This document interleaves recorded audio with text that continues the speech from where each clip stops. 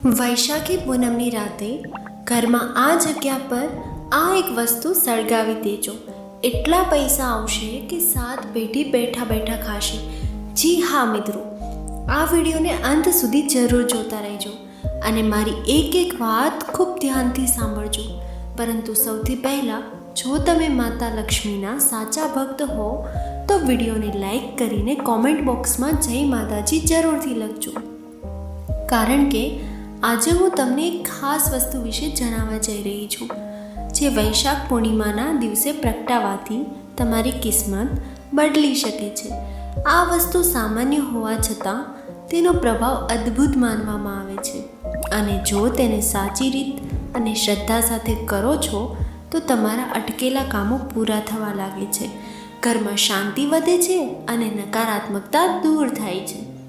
તેથી મિત્રો, આ મોકો ચૂકતા નહીં અને જાણો આ ખાસ વસ્તુ વિશે. અને એ વસ્તુ ઘરમાં ક્યાં પ્રગટાવવાની છે, જેથી તમારી સાથે 7 પેઢી સુધરી જવાની છે. તમે ઘણા બધા ઉપાયો કર્યા હશે, તેમ છતાં પણ પૂર્ણ ન થતું હોય તો મિત્રો, તમારે આવનારી વૈશાખ પૂર્ણિમાના દિવસે આ એક વસ્તુ પ્રગટાવી દેવાની છે. જો મિત્રો, તમે આ વસ્તુ વૈશાખ પૂર્ણિમાની રાત્રે આ એક વસ્તુ પ્રગટાવી દો છો ઘરની એક ખાસ જગ્યા પર, તો તમારા ઘરમાં સુખ સમૃદ્ધિનો વાસ થઈ શકે છે. કારણ કે મિત્રો, વૈશાખી પૂર્ણિમાના દિવસે આ વસ્તુને પ્રગટાવી એક બહુ જ શુભ અને મંગલકારી માનવામાં આવે છે. આ વસ્તુ એવી છે જેનું શાસ્ત્રોમાં પણ વર્ણન કરવામાં આવ્યું છે. જે કોઈ પણ વ્યક્તિ આ શુભ વસ્તુને વૈશાખ પૂર્ણિમાના દિવસે પ્રગટાવે છે તો તેના ઘરમાં લક્ષ્મી માતાનો વાસ થઈ જાય છે. તો મિત્રો, જો તમે પણ એ વસ્તુ વિશે જાણવા માંગતા હો તો આ વિડીયોને છેલ્લે સુધી જોવા વિનંતી. મિત્રો, વૈશાખી મહિનામાં આવતી પૂર્ણિમાની તિથિનું હિન્દુ ધર્મમાં વિશેષ મહત્ત્વ છે. તેને પીપળ પૂર્ણિમા તરીકે પણ ઓળખવામાં આવે છે અને આ દિવસે બુદ્ધ પૂર્ણિમા પણ ઉજવવામાં આવે છે. જી હા મિત્રો, વૈશાખી પૂર્ણિમાની રાત્રે જો તમે તમારા ઘરમાં આ એક ખાસ જગ્યાએ આ એક વસ્તુ પ્રગટાવો છો તો એવું કહેવામાં આવે છે કે તમારા ઘરમાં એટલી સમૃદ્ધિ, શાંતિ અને સકારાત્મકતા આવશે કે માત્ર તમે જ નહીં પણ તમારી આવતી પેઢીઓ પણ સુખથી જીવન જીવી શકશે. પણ થોભો, આને માત્ર એક ટોટકો સમજીને આગળ ન વધતા, કારણ કે આની પાછળ એક ઊંડો આધ્યાત્મિક અર્થ છુપાયેલો છે, જેને સમજ્યા વગર આ કરશો તો તેનો સાચો લાભ તમને ક્યારેય નહીં મળે. આથી આજે આપણે વાત કરીશું વૈશાખી પૂર્ણિમાના મહત્ત્વ વિશે, ઘરની ઉર્જા વિશે, અને હું તમને કહીશ કે એ એક વસ્તુ શું છે અને એ કઈ જગ્યાએ પ્રગટાવવી જોઈએ. મિત્રો, આપણા ભારતીય સંસ્કૃતિમાં ખૂબ જ પવિત્ર અને મહત્ત્વપૂર્ણ દિવસ એટલે કે વૈશાખ પૂર્ણિમા. આ દિવસ માત્ર એક તહેવાર નથી, પરંતુ તે આધ્યાત્મિક જાગૃતિ, આત્મશુદ્ધિ અને સકારાત્મકતાના પરિવર્તનનો દિવસ છે. ઘણા લોકો આ દિવસે ઉપવાસ રાખે છે, દાન કરે છે, મંદિરમાં જાય છે અને ભગવાનની આરાધના કરે છે. એવું માનવામાં આવે છે કે આ દિવસે કરવામાં આવેલા સારા કર્મોનું ફળ અનેક ગણું મળે છે અને જીવનમાં શાંતિ અને સુખ વધે છે. પરંતુ એક સવાલ અહીં ઊભો થાય છે, શા માટે ઘણા લોકો મહેનત કરે છે છતાં પૈસા આવતા નથી? શા માટે ઘરમાં વારંવાર તણાવ, ચિંતા અને અચાનક ખર્ચા વધી છે? શું એ માત્ર નસીબ છે? તેની પાછળ કંઈક વધુ છે? આધ્યાત્મિક માન્યતાઓ અને વાસ્તુશાસ્ત્ર મુજબ આપણા ઘરની ઉર્જા આપણા જીવન પર ખૂબ જ અસર કરે છે. જો ઘરમાં નકારાત્મક ઉર્જા વધારે હોય તો તે ધીમે ધીમે સુખ, શાંતિ અને સમૃદ્ધિને અસર કરે છે, અને જો સકારાત્મકતા ઉર્જા વધારે હોય તો તે જીવનમાં નવી તકો, આનંદ અને સ્થિરતા લાવે છે.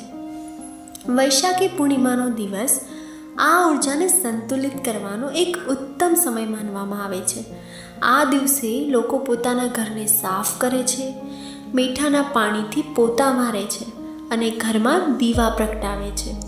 આ બધું માત્ર પરંપરા નથી, તેના પાછળ વૈજ્ઞાનિક અને આધ્યાત્મિક બંને કારણો છે. જ્યારે આપણે ઘરને શુદ્ધ કરીએ છીએ ત્યારે માત્ર ધૂળ જ નહીં પણ માનસિક ભાર પણ ઓછો થાય છે. સ્વચ્છ અને સુગંધિત વાતાવરણ મનને શાંતિ આપે છે અને એકાગ્રતા વધારવામાં મદદ કરે છે. હવે વાત કરીએ અગ્નિ વિશે. અગ્નિ હંમેશાથી શુદ્ધિકરણનું પ્રતીક માનવામાં આવે છે. જ્યારે કોઈ વસ્તુ અગ્નિમાં અર્પણ થાય છે ત્યારે તે માત્ર બળી નથી જતી, તે વાતાવરણને શુદ્ધ બનાવે છે. જ્યારે દીવો પ્રગટાવીએ છીએ અથવા આરતી કરીએ છીએ ત્યારે તે માત્ર એક ધાર્મિક ક્રિયા નથી, તે આપણા મન અને આસપાસના વાતાવરણ પર સીધી અસર કરે છે. પ્રકાશ અંધકારને દૂર કરે છે અને એ જ રીતે સકારાત્મકતા નકારાત્મકતાને દૂર કરે છે. પરંતુ અહીં એક મહત્ત્વની વાત સમજવી ખૂબ જરૂરી છે. આ માત્ર પૈસા આવવાના તોડકા નથી. જો તમે માત્ર એ વિચાર સાથે કરશો કે મને પૈસા જોઈએ છે એટલે હું આ કરી રહ્યો છું, તો તેનો અસર ઓછો રહેશે. પરંતુ જો તમે આને એક શ્રદ્ધા, એક વિશ્વાસ અને એક આંતરિક શુદ્ધિ તરીકે લેશો તો તેનો અસર તમને ચોક્કસ અનુભવશે. શાંતિમાં, વિચારોમાં અને ધીમે ધીમે તમારા જીવનમાં થતા પરિવર્તનોમાં પણ.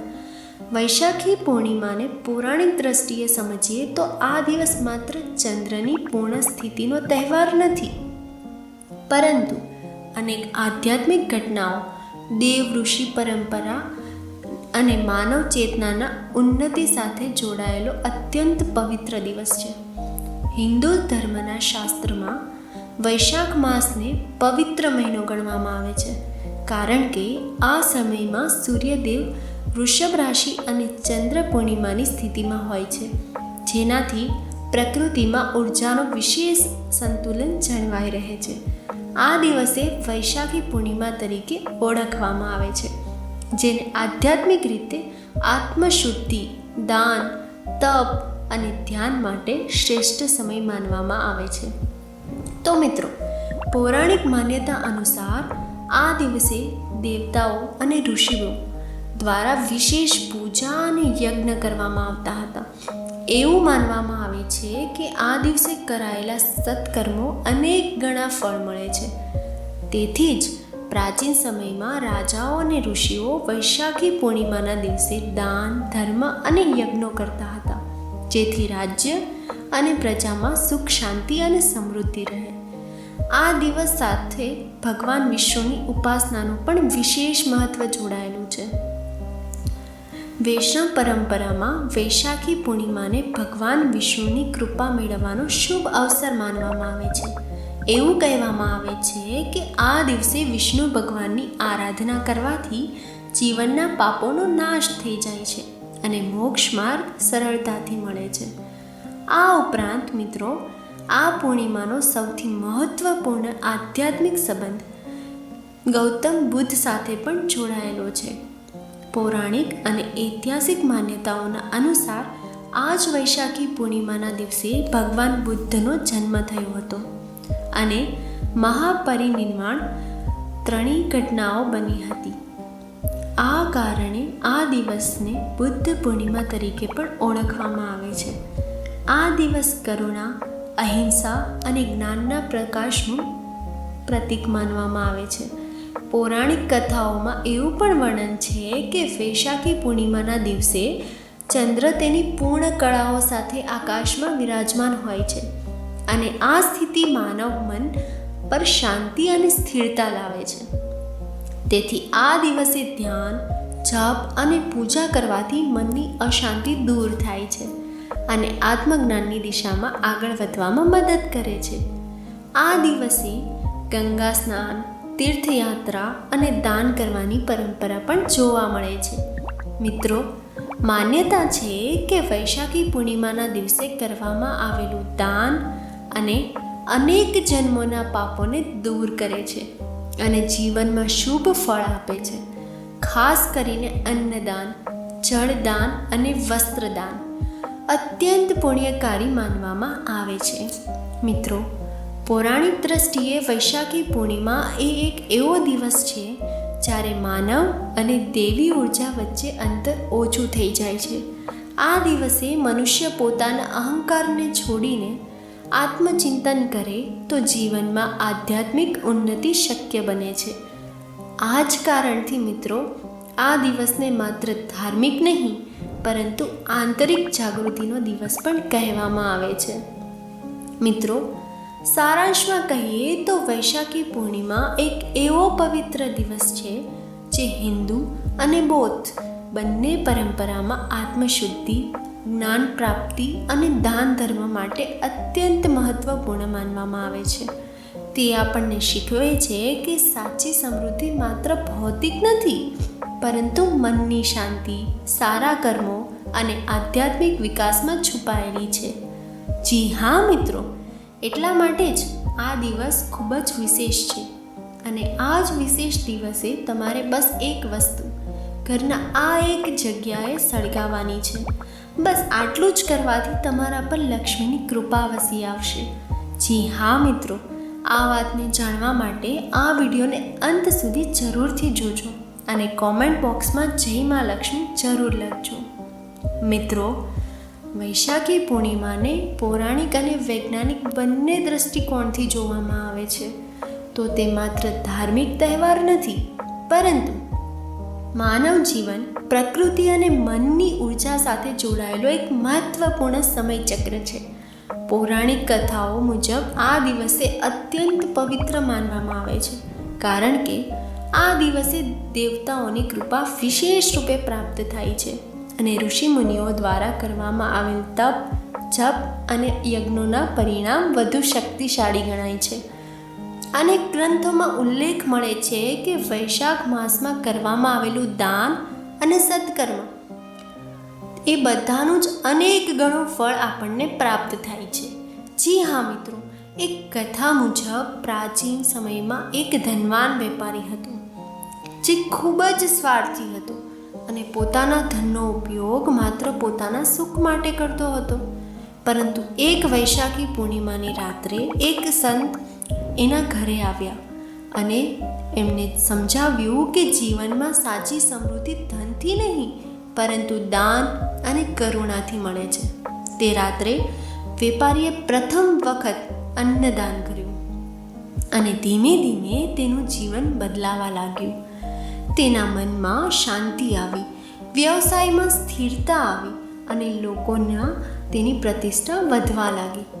જી હા મિત્રો, આ કથા એ દર્શાવે છે કે વૈશાખી પૂર્ણિમા માત્ર ધાર્મિક ક્રિયા નહીં પરંતુ આંતરિક પરિવર્તનનો દિવસ છે. વૈજ્ઞાનિક રીતે માનવામાં આવે છે કે આ સમય ધ્યાન અને આત્મચિંતન માટે અનુકૂળ હોય છે કારણ કે ચંદ્રની પૂર્ણ પ્રકાશિત ઉર્જા મગજની તરંગોને સ્થિર કરવામાં મદદ કરે છે. આ ઉપરાંત પર્યાવરણની દ્રષ્ટિએ પણ વૈશાખી પૂર્ણિમાનું મહત્ત્વ છે. વસંત અને ઉનાળાની વચ્ચેનો આ સમયગાળો એવો હોય છે જ્યારે પ્રકૃતિમાં ઉર્જાનું સંતુલન બદલાવ હોય છે. આ સમયે કરવામાં આવતી સ્વચ્છતા, દીપ પ્રજ્વલન અને સુગંધિત દ્રવ્યોનો ઉપયોગ વાતાવરણમાં રહેલા સૂક્ષ્મજીવો અને નકારાત્મક તત્વોને ઘટાડવામાં મદદ કરે છે.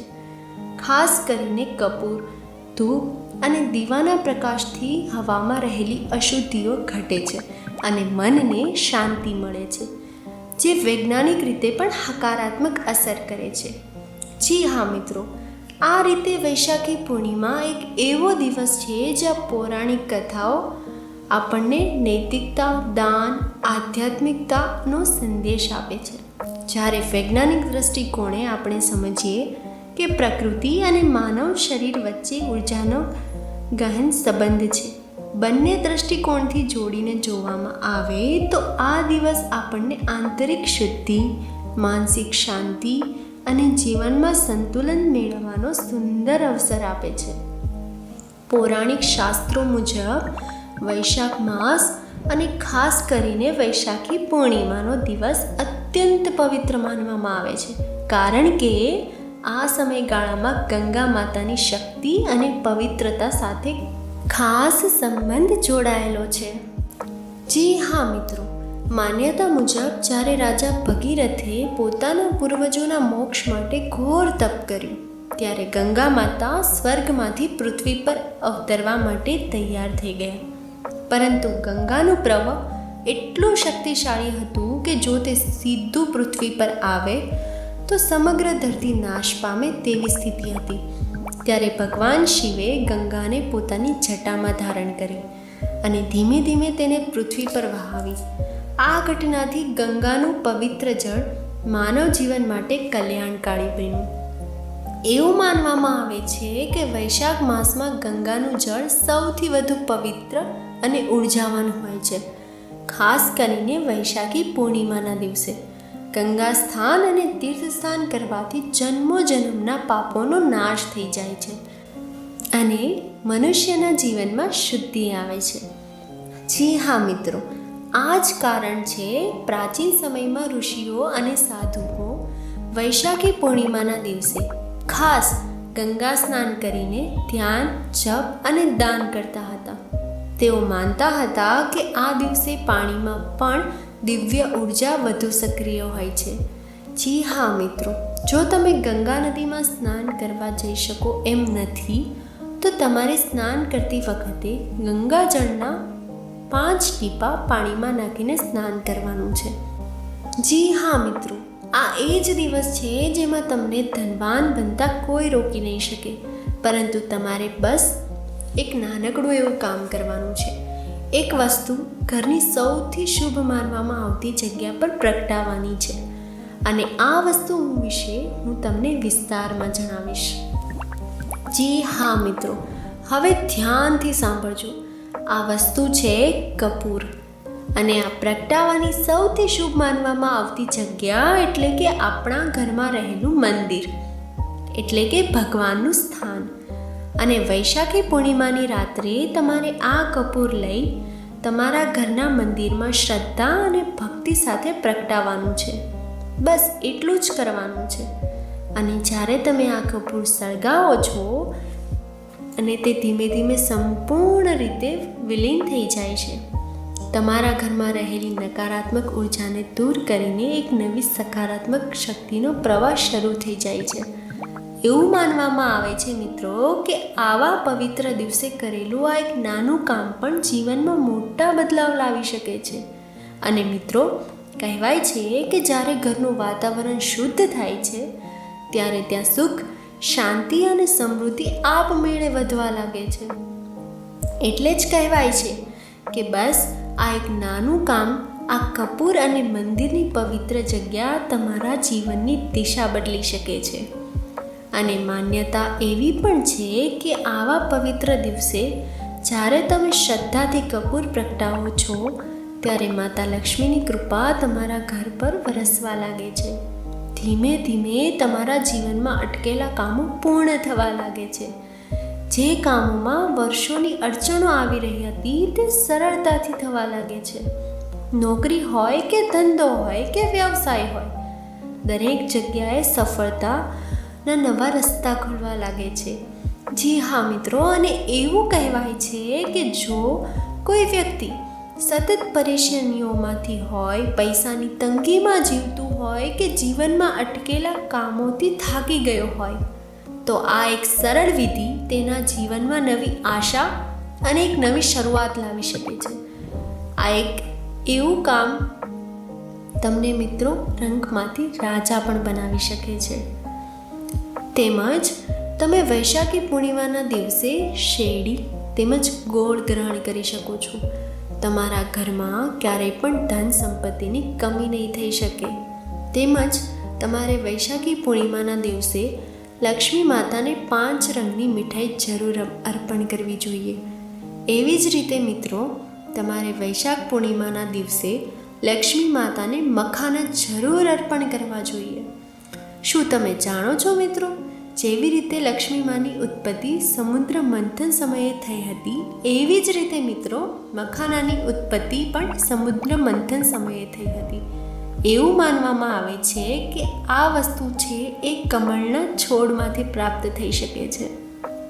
કમળનું ફૂલ અને આ મખાનાને બહુ જ શુભ વસ્તુ માનવામાં આવે છે.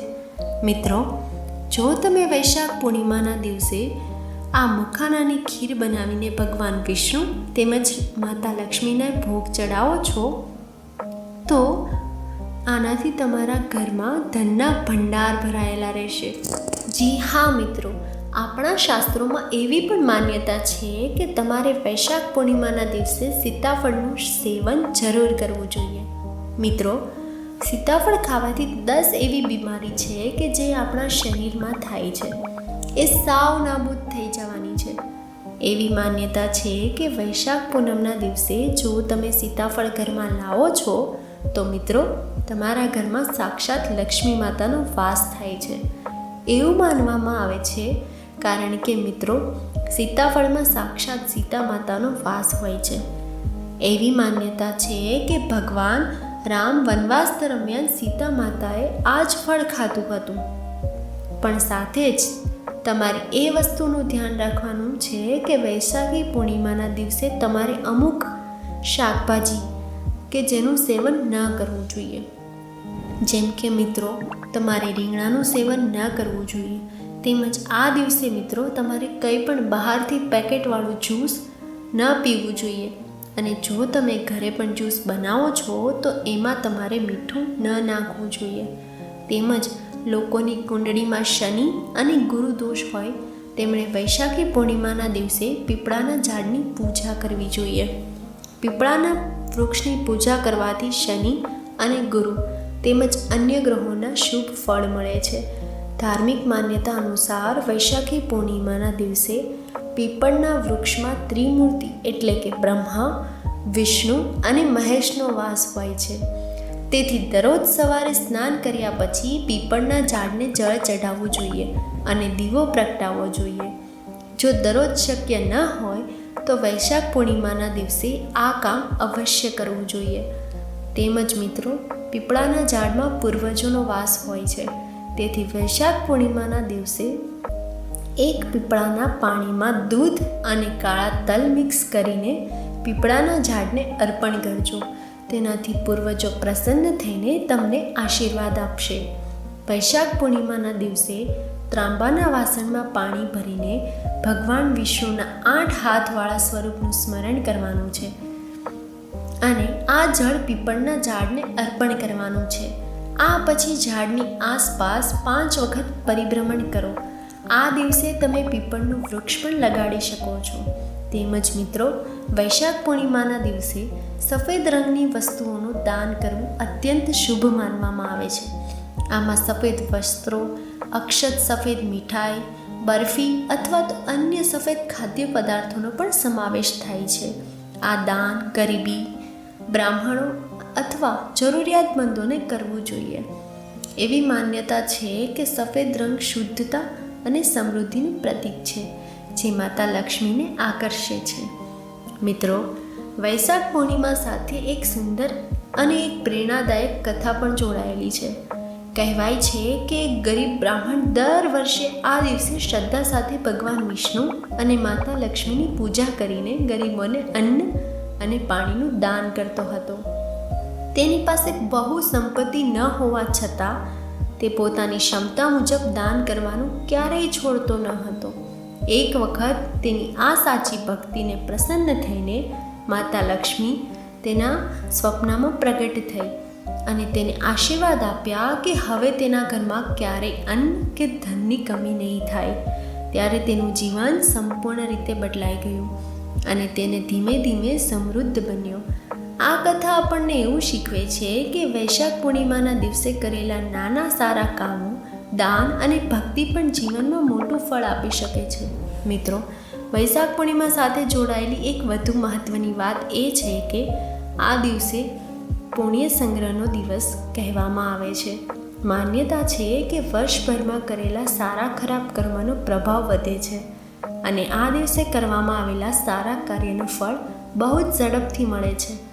એટલે જ મિત્રો, જે લોકો આ દિવસે ખાસ કરીને પોતાના મનને શાંત રાખે, ઝઘડો કે નકારાત્મક વાતોથી દૂર રહે છે અને શક્ય હોય તો માફી માંગીને સંબંધોને સુધારવાનો પ્રયાસ કરે છે. તો મિત્રો, જો આ માહિતી તમને ગમી હોય તો વિડીયોને લાઈક કરી અને ચેનલને સબસ્ક્રાઈબ પણ કરી દેજો. જેથી કરીને અમે રોજ વાસ્તુશાસ્ત્રને લગતા વિડીયો લાવતા રહીએ. તમારો દિવસ શુભ રહે મિત્રો. ધન્યવાદ.